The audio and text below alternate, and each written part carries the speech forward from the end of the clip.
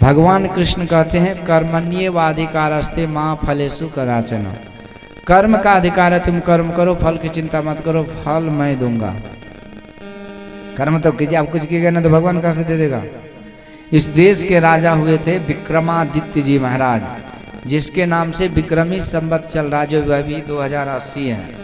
तो अंग्रेजों ने झूठों से 2023 बना दिया, लेकिन हकीकत में वही 80 ही असली है, क्योंकि वो पहले से आ रहा है, लाखों करोड़ों साल से आ रहा है। 2080 साल पहले विक्रमादित्य उसी तिथि में अपना अखंड साम्राज्य की स्थापना किया, तो उसी के नाम से वो हो गया।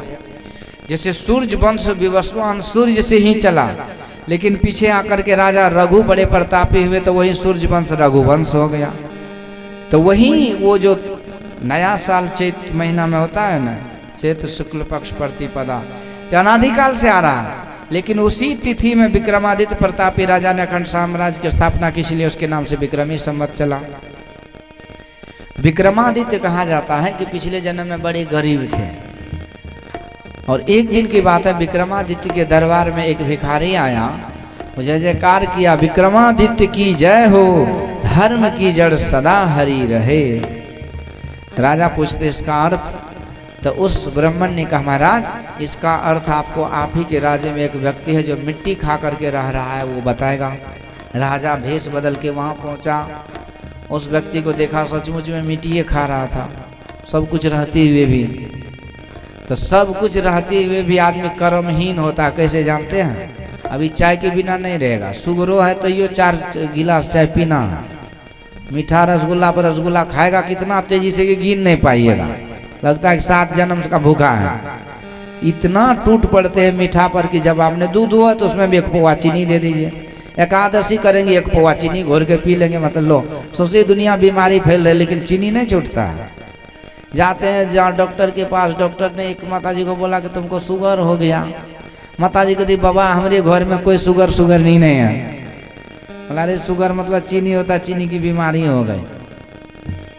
कहने का मतलब कर्महीन क्या होता, घर में सब कुछ है और शुगर बीमारी हो गई, और डॉक्टर बोल रहा है कि अब दाल का पानी पियो और रोटी का पपड़ी खाओ, अब वही खा के माथा पीट रहे कि हमारा कर्म जर गया, कर्महीन है, सब कुछ रहती हुई भी हाल है। तो वही आज मिट्टी खा रहा था, राजा को लगा ये सही में कर्महीन है, राज में कोई कमी नहीं, मिट्टी खा रहा है। पूछा कि भाई धर्म की जय हो, धर्म की जड़ सदा हरी रहे, अर्थ क्या हुआ? वो बोला महाराज मैं अर्थ जानता हूँ, लेकिन मैं बताऊंगा नहीं।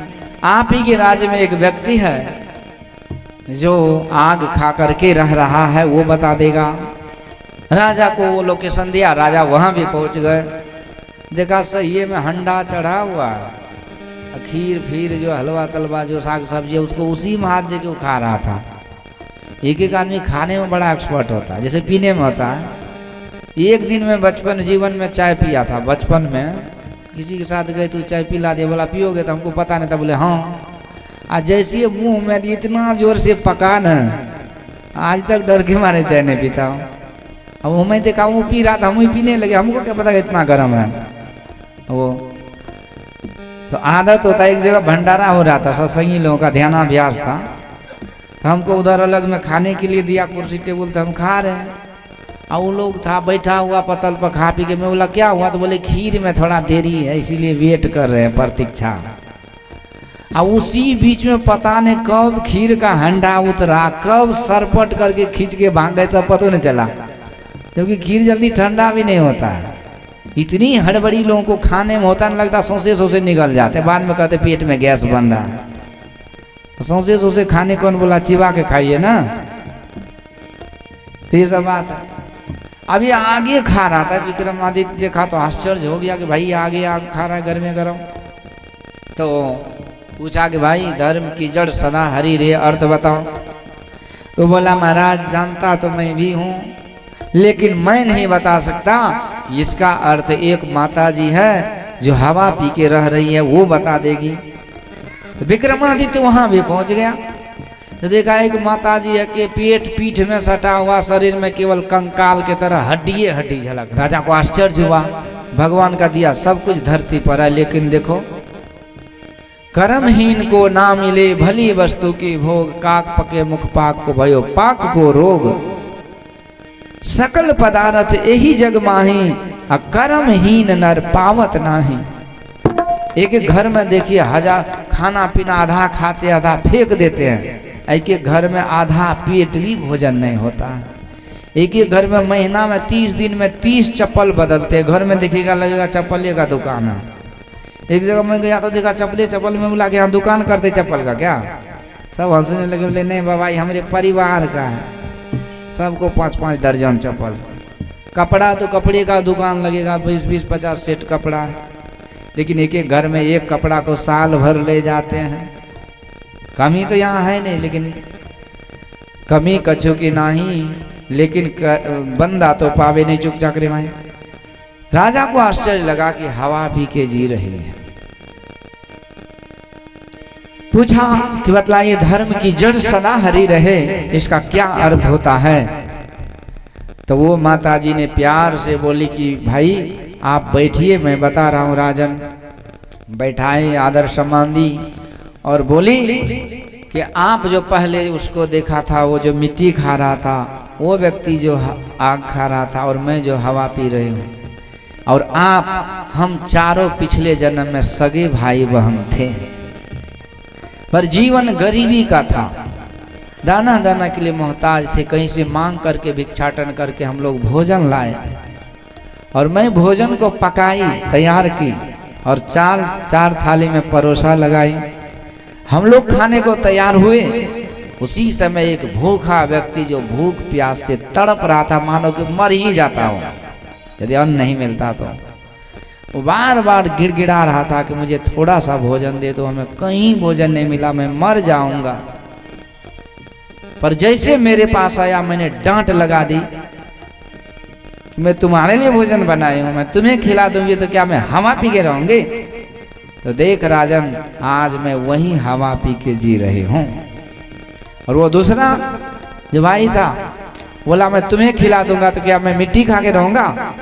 तो देखिए आज सब कुछ रहते हुए मिट्टी खा रहा है। और तीसरे ने कहा मैं तुझे खिलाऊंगा तो क्या मैं चूल्हा का आग खा के रहूंगा। तो देखो वो खा रहा है। पर हे राजन, आपके पास जब गया, आप तो थे हमारे भाई, छोटे ही थे, लेकिन आपका स्वभाव संस्कार अलग था। आपके हिस्सा में थाली में जो परोसा था, पूरे का पूरे उठा करके आपने उसे समर्पित किया। उसकी प्राण बच गई, परंतु उन्होंने आशीर्वाद दिया कि बालक तूने मेरी जान बचा ली, लो मैं आशीर्वाद देता हूं कि तू चक्रवर्ती सम्राट बनेगा। और वही आशीर्वाद काम किया, और वही पुण्य कर्म, पुण्य जो दान करने का जो पुण्य हुआ आपसे, और वही पुण्य के प्रताप से आप चक्रवर्ती सम्राट विक्रमादित्य बन गए। तो इस तरह से राजा विक्रमादित्य कहा जाता है बेताल को साथ में रखता था, और बड़ा बड़ा असंभव काम प्रजाओं के लिए किया था। एक बार ज्योतिषों ने एक जगह दिया, बोला महाराज यदि यहाँ आप भवन बना दोगे ना तो लक्ष्मी माँ प्रकट होकर के वर्षा करेगी। और कोई धन नहीं मिलता है, लक्ष्मी माँ प्रकट होकर के धन की वर्षा करेंगे। तो राजा ने, अब ज्योतिष लोगों का भविष्यवाणी आजकल का तो झूठे है। 10 साल पहले कितने बज के कितने मिनट में सूर्य ग्रहण लगेगा, आप ज्योतिष वाले अभी बता देंगे आपको। जो नासा के वैज्ञानिक करोड़ों रुपए खर्च करके सही अनुमान लगा के कुछ नहीं बता पाते हो, हमारे ज्योतिष विज्ञान सब कुछ आज भी बता रहे हैं। अद्भुत गणित है। किस नक्षत्र में बारिश होगी, गर्मी होगी, धूप होगी, सब जानते हैं। दशहरा हथिया नक्षत्र में पड़ जाए तो दशहरा का सब पूरी जिलेबी सब धरे रह जाता है, भयंकर वर्षा हो जाती है। ये नक्षत्र ग्रह ये किसने बताया, ये सब ज्योतिष का ज्ञान है, सब कुछ है। इसी ज्योतिष में लिखा है मुहूर्त का भी, कहते सुबह का जो 3 से 5 का समय होता है वो ब्रह्म मुहूर्त का होता है। और उस ब्रह्म मुहूर्त में जो जप ध्यान करेगा, ब्रह्म का साक्षात्कार उसे निश्चित हो जाएगा, क्योंकि वो समय उसी के लिए निर्धारित है। लेकिन हम लोग हटा के तरह मुंह बाप के एकदम कुंभकर्ण के तरह सोए रहते हैं। तो इसीलिए जागे ना पिछले पहर करे न गुरु मत जाप, हम मुंह फाड़े सोवत रे ताको लागे पाप। एक आदमी बोला कि आप तो ऐसे फ्री फंड घूमते रहते इसीलिए ना ध्यान भजन, हम लोग को तो 5 गो कुल है, खानदान है, बाल है, बच्चा है, बेटा पता नहीं तो नातिन पूरा वो 2 दर्जन का नाम सुना दिया। मैं बोला इतने तो और कहते और क्या आपको तो वो नहीं है। बोला हमको नहीं है वो छोड़ो, लेकिन तुमको 2 दर्जन है, जोड़ जाड़ करके पूरे कुल खानदान को जोड़ेगा तो 1000 गो होगा। पर भगवान को का परिवार 56 करोड़ का था, 16,108 घरवाली थी, और सब घरवाली से 10-10 बेटा, एक बेटी, सबको पोता पोती नहीं तो नातिन, तो टोटल आबादी 56 करोड़ का परिवार था। उस 56 करोड़ को भगवान चलाते हुए भी ब्रह्म मुहूर्त में जग के ध्यान करते थे। ब्राह्मे मुहूर्ते उत्थाय वार्युस्पृश्य माधव दद्यो प्रसन्न करन आत्मानं तमसा परम। ब्रह्म मुहूर्त में जग के भगवान अपने स्वरूप का ध्यान करते हैं तो उसका मुखमंडल आनंद से खिल जाता है। अब ये नहीं कि आप नहीं जगे तो बड़का पाप लगेगा, पाप नहीं लगेगा मतलब प्रॉफिट नहीं होगा। कोशिश करते रहिए जगने का और धीरे धीरे आदत लग जाती है। सोना हो तो भोर में, दिन में सो जाइए। जो ब्रह्म मुहूर्त में जगेंगे उसे निद्रा की बीमारी कभी नहीं होगी, ये भी गारंटी है। तो इस तरह से कहने का अभिप्राय यह है कि ज्योतिष में बहुत शक्ति है। हमारा ज्योतिष वही राजा को कहा कि ज्योतिषों ने कहा कि आप यदि इस जगह पे भवन बना दो ना तो ये जगह पर लक्ष्मी माँ आकर के धन बरसाएगी। किसी किसी घर में खरमंगल क्यों घुसा रहता है? क्योंकि सत्संग नहीं होता। सत्संग कराते रहिए, घर का सकल सूरत बदल जाएगा, अलय बलय काल कष्ट सब भागता जाएगा, घर में शांति आ जाएगी। बच्चा सब जो छुतौर जैसे करते रहता है ना, बंदर भालू जैसे, वो भी संस्कारी हो जाएगा। क्योंकि आज तक सत्संग में बैठा नहीं, इसलिए सत्संग के समय जानबूझ के हल्ला करता है वो, लेकिन बाद में वो संस्कारी होकर बैठना चालू कर देगा। बड़े घर वाली मैडम जी सब जिसको लाज आती है वो भी आगे में बैठेगी, क्योंकि आज तक बैठी नहीं तो आदत है नहीं। इसीलिए गृह शुद्धि के लिए सत्संग से बड़ा बढ़ के कोई यज्ञ नहीं है। बाकी जिसको जो पूजा कराना हो कराइए। तो इसलिए तो यहाँ वो जगह पवित्र था पहले से ही, राजा ने उस पर निर्माण कराए भवन का। और क्या होता है कि अब गृह प्रवेश के लिए पंडित जी को बुलाए, तो पंडित जी जानते थे कि यहाँ लक्ष्मी जी आके धन बरसाएगी, तो पंडित जी पूजा तो कर दिए। और जब दक्षिणा की बारी आई तो पंडित जी कहते महाराज हमको दक्षिणा में ही गौरे दे दो। ऐसा लालची वही हाल हुआ ना।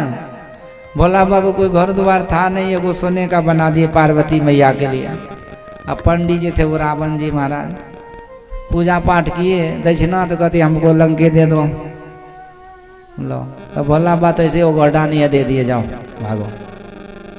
ऐसे विक्रमादित्य भी थे, जैसे वो ब्रह्मा ने कहा कि मुझे ये दे दो, विक्रमादित्य ने संकल्प करके वो दे ही दिया। तो ऐसे प्रतापी राजा के नाम से नया साल हम लोग मनाते हैं? नहीं मनाते, पता नहीं दिमाग खाली हो गया। लेकिन जैसे 2024 आएगा, अंडा डिमा बूढ़ा बूढ़ी सब एकदम उछलने लगते कि नया साल आ गया, जबकि झूठे है। नया साल है ये नहीं है, अंग्रेजों का जन्मदिन है उसको नया साल मान लिए। कोई कहते है तुम्हारा बाप है तो बाप बाप बोलने लगे, सोचिए न विचारे। इसलिए नया साल नहीं है। नया साल शास्त्र पुराण ज्योतिष गणना गणित के अनुसार चैती दुर्गा में दुर्गा माँ की शक्ति की उपासना, और रामनवमी में भगवान की भक्ति आराधना, हनुमान जी का वो उसी पूर्णिमा में आगमन। तो इस तरह से नया साल, नया ऋतु, बसंत ऋतु में बाहर ये होता है। तो ये सब ज्ञान तो सत्संग की है। कहने का मतलब कि वो दे दिए। तो ऐसे राजा थे, वो दे दिए, पूरा लक्ष्मी आके धन बरसाएगी जानते थे, फिर भी अरबों का भवन दे दिए। अब पंडित सब दिन वो मोटरी सोटरी बांध के घूमता था, आज भवन मिला तो उसको भी विश्वास नहीं हुआ। पंडित इनको बेटा पोता को टहलाते लाया, अब बड़का सा पलंग सोने चांदी से हीरे जवाहरात वाला, अब बैठे कहाँ तो धरती पे सो गया, उसको पता नहीं था कैसे सोया जाता है। गाँव घर में होता है, एगो माता जी है ना, पहली पहल ट्रेन पर बैठी हुई, रेल पर, अब बढ़िया डिब्बा था, उनको लगा कि पता नहीं घर घुसते हैं तो चप्पल उतारिए के न घुसते हैं, प्लेटफार्म पर चप्पल उतार के घुस गई अंदर। अब आगे पूछती है कि चप्पल चप्पल चप्पल, अब उतर के खोजते तो वहाँ प्लेटफार्म वही थोड़े है। कितना सही को देखिएगा, कुपा घाट में घुच घुच यहाँ चप्पल उतारेंगे वहाँ उतारेंगे, 17 जगह घूम के आते, अब चप्पलें नहीं मिलता, वहाँ चप्पल का ढेरी लगा हुआ है। चप्पल उतारिए, मंदिर में जाने से पहले एक जगह शौचालय बना हुआ था, बढ़िया साफ सुथरा था, एकदम टाइल्स वगैरह लगा था। एक आदमी सोचा कि बाप रे बा, यहाँ तो गोसाई घर है, यहाँ कैसे क्या होगा दिशा मैदान, गया घुसा ही नहीं हुआ। वैसे शिक्षा है कि घर में चाहे प्लास्टर नहीं हो, कुछ नहीं हो, कोई दिक्कत नहीं, लेकिन शौचालय को और भोजनालय को हमेशा साफ सुथरा ही रखना चाहिए, तब बीमारी नहीं फैलेगी और मन भी पवित्र रहेगा। तो अब वो पंडित जी घरवाली बाल बच्चा के साथ धरती पे सो गए भवन में। रात में साक्षात लक्ष्मी देवी प्रकट हो गई, श्री सदगुरु महाराज। ओ चारों तरफ अंधेरा में प्रकाश फैलाते हुए लक्ष्मी माँ धन की वर्षा करे, धन की वर्षा करने लगी, धन की वर्षा करने को तैयार हो गई। और पूछ लेती है, कहते अरे ब्राह्मण बोल, मैं लक्ष्मी देवी हूं, आज मैं धन देने आई हूं, जितना धन चाहिए उतना मिलेगा। अब जो ये पहली बार वो रंग रूप चकाचौंध वो दिव्य रूप को देखा, ही पंडित डर के मारे सुकुड़ करके चूहा के तरह हो गया और एकदम घुस गया पलंग के नीचे कोना में, आंख बंद कर लिया। हे भगवान, कौन भूत भूतनी आ गई यहाँ पर। पूरा बाल बच्चा सब एकदम साम गया, कोने में सट गया। लक्ष्मी महारानी कुछ देर तक प्रतीक्षा की और फिर अंतर ध्यान हो गई। अब सवेरा हुआ, सब मोटरी सोटरी लेके राजा के पास चले गए। महाराज वो घर मुझे नहीं चाहिए, भूतहा घर है वो, बस रखो अपना, हम चले। पर राजा देखिए कैसे सत्यवादी थे, वचन के कैसे पक्के थे। कहते महाराज दिया हुआ दान लौटाया नहीं जाता है, आपको मैं दे दिया तो दे दिया, और यदि आप देना चाहते हो तो उसका जो कीमत लगाओ और बाजार में जो कीमत होगा मैं वो दे करके लूंगा। तो उसका कीमत लगाया गया और उतना धन उस भवन के बदले में उस ब्राह्मण को दे दिया गया। तब उस रात में महाराज विक्रमादित्य नहा धो करके पूजा करके और भोजन आदि करके संध्या वंदन करके ध्यान करके शयन में चले गए। ठीक मध्य रात्रि में फिर से साक्षात लक्ष्मी महारानी वो प्रकट हो गई। चारों तरफ घंटा शंख शहनाई की ध्वनि बजने लगी। अद्भुत नजारा देख विक्रमादित्य उठ के बैठा और हाथ जोड़ के स्तुति विनती की। लक्ष्मी माँ मुस्कुराने लगी, बेटा विक्रम तो बड़ा प्रतापी, बड़ा महात्मा, पुण्यात्मा, धर्मात्मा है। मैं तुझ पर प्रसन्न हूँ और मैं तुझे आशीर्वाद देने आया हूँ। बोल तुझे क्या चाहिए। मैं आज धन वर्षा करूंगी तुम्हारे राज्य पर, क्योंकि तुम्हारे जैसे धर्मात्मा यदि राज चलाए तो उस राज्य का भी सौभाग्य है। ये विक्रमादित्य यही उज्जैन के राजा थे, उज्जैन राजधानी था और महाकालेश्वर मंदिर के पुजारी थे। तो विक्रमादित्य कहते हैं माता श्री सुनो, आपकी कृपा से ये आपके प्रजागण बड़े सुखी हैं और आपका ये सेवक दिन रात सेवा में लगा रहता है, मुझे किसी चीज की कमी नहीं है। फिर भी लक्ष्मी माँ कहती नहीं मैं धन बरसाऊंगी। तो बोलो कहाँ धन दें, तुझे कमी नहीं लेकिन तुम्हारे प्रजा को तो चाहिए।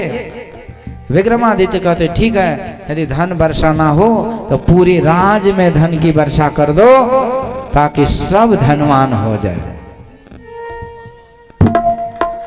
इस तरह से लक्ष्मी माँ रात में ही भयंकर वर्षा हुई, सोने चांदी हीरे जवाहरात की भर गया पूरा राज्य। अब सवेरे मंत्री लोग आए आपातकालीन मीटिंग हुए, अभी यदि कहीं पर तेल निकल जाए तो नीतीश कुमार 1000 पुलिस के साथ आ जाए, भागो ये मेरा है, उसकी बपोती है। चाहे कुछ भी नीचे कोयले निकल जाए हो गया, कुछ भी निकल जाए तो उसकी हो जाती है। परंतु यहाँ ये हुआ, मंत्रियों ने कहा महाराज पूरे राज्य में धन की वर्षा हुई, सबको समेटवा लें क्या, राजकोष को भर दें। विक्रमादित्य कहते खबरदार, ऐसा नहीं होगा। जिसके पास जितनी जमीन है उस जमीन में वो जो भी है वो उसका होगा, और इस तरह से पूरी प्रजा खुशहाल हो गए। कहने का अभिप्राय है कि ऐसे राजा विक्रमादित्य पिछले जन्म में थोड़ा सा अन्न दान किए थे, उस कर्मों का फल देखिए कितने बड़े प्रतापी राजा हुए। तो इसलिए हम लोगों को जीवन में शुभ कर्म करते रहना चाहिए और पाप कर्म को छोड़ते हुए भक्ति भजन में लगे रहना चाहिए। तो हम लोगों का लोक परलोक दोनों जीवन आनंदमय सुखमय कल्याणमय होगा। भजन श्याम सुंदर का करते रहोगे, संसार सागर से करते रहोगे। भजन श्याम सुंदर का करते रहोगे, संसार सागर से तरते रहोगे। भजन श्याम सुंदर का करते रहोगे, संसार सागर से तरते रहोगे।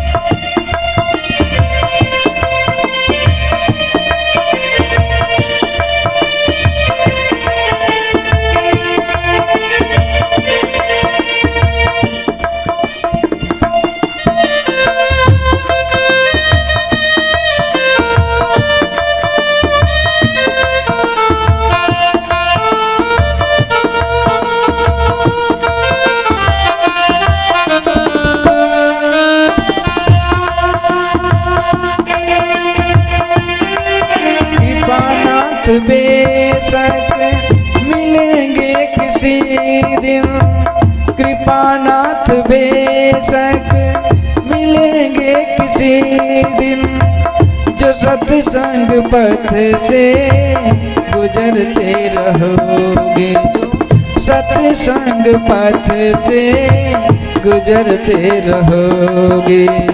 भजन श्याम सुंदर का करते रहोगे, संसार सागर से तरते रहोगे। भजन श्याम सुंदर का करते रहोगे, संसार सागर से तरते रहोगे।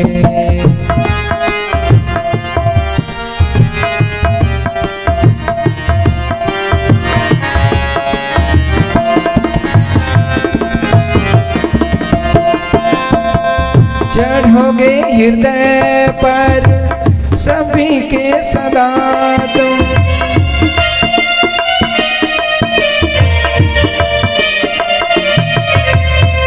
चढ़ोगे हृदय पर सभी के सदा तुम, जो अभिमान गिरी से उतरते रहोगे। भजन श्याम सुंदर का करते रहोगे, संसार सागर से तरते रहोगे। भजन श्याम सुंदर का करते रहोगे, संसार सागर से तरते रहोगे।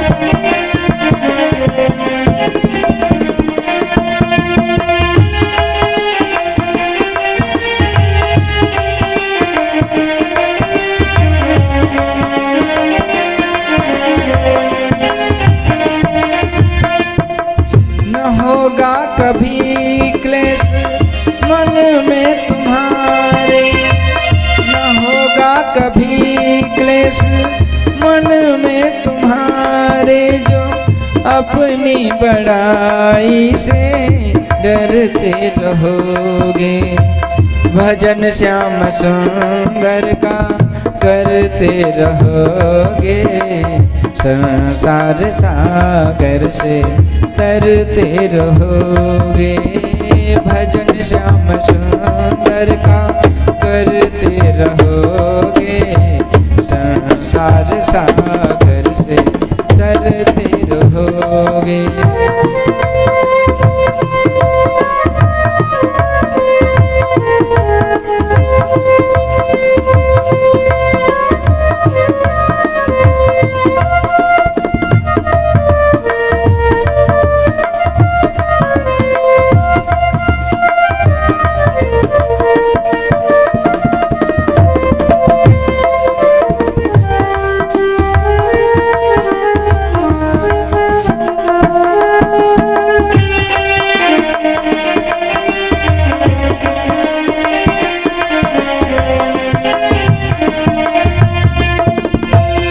ही पड़ेंगे दया सिंधु का दिल, झलक ही पड़ेंगे दया सिंधु का दिल, जो दृग बिंदु से रोज नहाते रहोगे। भजन श्याम सुंदर का करते रहोगे, संसार सागर से तरते रहोगे। भजन श्याम सुंदर का जय हो करते रहोगे, संसार सागर से तरते रहोगे। भजन श्याम सुंदर का करते रहोगे, संसार सागर से तरते रहोगे। भजन श्याम सुंदर का करते रहोगे, संसार सागर से तरते रहोगे। बोलिए श्री सद्गुरु महाराज की। कवि का सत्संग पूरा हुआ।